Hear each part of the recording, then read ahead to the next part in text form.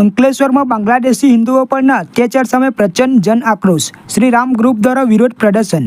જોગેશ park ખાતે મોટી સંખ્યામાં લોકો ઉમટ્યા. હિન્દુઓ પરની હિંસા અટકાવવા અને સુરક્ષાની માંગ સાથે ગજવ્યા સૂત્રો.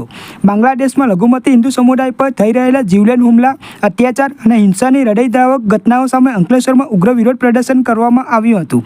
અંકલેશ્વર જીઆઈડીસી વિસ્તારમાં આવેલા જોગેશ પાર્ક ખાતે શ્રી રામ ગ્રુપ દ્વારા આ આક્રોશ પ્રદર્શનનું આયોજન કરવામાં આવ્યું હતું. વિરોધ પ્રદર્શન દરમિયાન શ્રી રામ ગ્રુપના સભ્યો અને સ્થાનિક રહીશોએ બાંગ્લાદેશમાં હિન્દુઓની સુરક્ષા મુદ્દે ગંભીર ચિંતા વ્યક્ત કરી હતી. બાંગ્લાદેશમાં હાલમાં હિન્દુઓ ઉપર થઈ રહેલ અત્યાચાર અને હિંસાની ઘટનાઓને સખત શબ્દોમાં વખોડી કરવામાં આવી હતી. આંતરરાષ્ટ્રીય સ્તરે હિન્દુઓના માનવ અધિકારોનું રક્ષણ થાય અને હિંસા આચરનારા તત્વો સામે કડક કાર્યવાહી થાય તેવી માંગ ઉઠી હતી. જોગેશ પાર્ક ખાતે એકત્રિત થયેલા લોકોએ એકસૂરે બાંગ્લાદેશી હિન્દુઓના સમર્થનમાં સૂત્રોચ્ચાર કર્યા હતા. જીઆઈડીસી વિસ્તારમાં યોજાયેલા આ વિરોધ પ્રદર્શન દ્વારા શ્રી રામ ગ્રુપે સ્પષ્ટ સંદેશ આપ્યો હતો કે સનાતન ધર્મ અને તેના અનુયાયીઓ પરના અત્યાચાર સાંખી લેવામાં આવશે નહીં.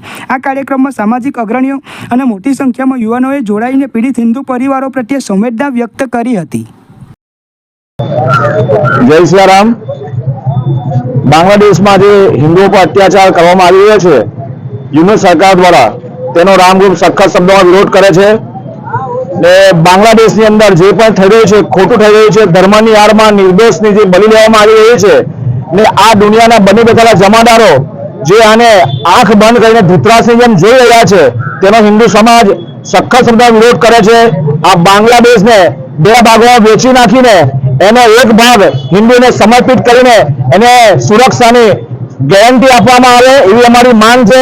ને જો આ ન અટકશે તો આંતરિક વિરુદ્ધ પગલાં અને આંતરિક આંદોલન આ હિન્દુ સમાજ કરશે, જેની ગંભીર નોંધ લઈ સરકારે પણ એને બાંગ્લાદેશના જે પણ હિન્દુઓ છે એની મદદે આવી એમની સુરક્ષાઓ કરી. બાંગ્લાદેશના જે ઉચ્ચ કમિશનરો જે છે, જે દૂતાવાસમાં જે બેઠેલા છે, એમને પણ બોલાવીને સખત ચેતવણી આપવામાં આવે એવી અમારી માંગ છે. જય શ્રી રામ. અસ્તુ વંદે માતરમ. ભારત માતા કી જય.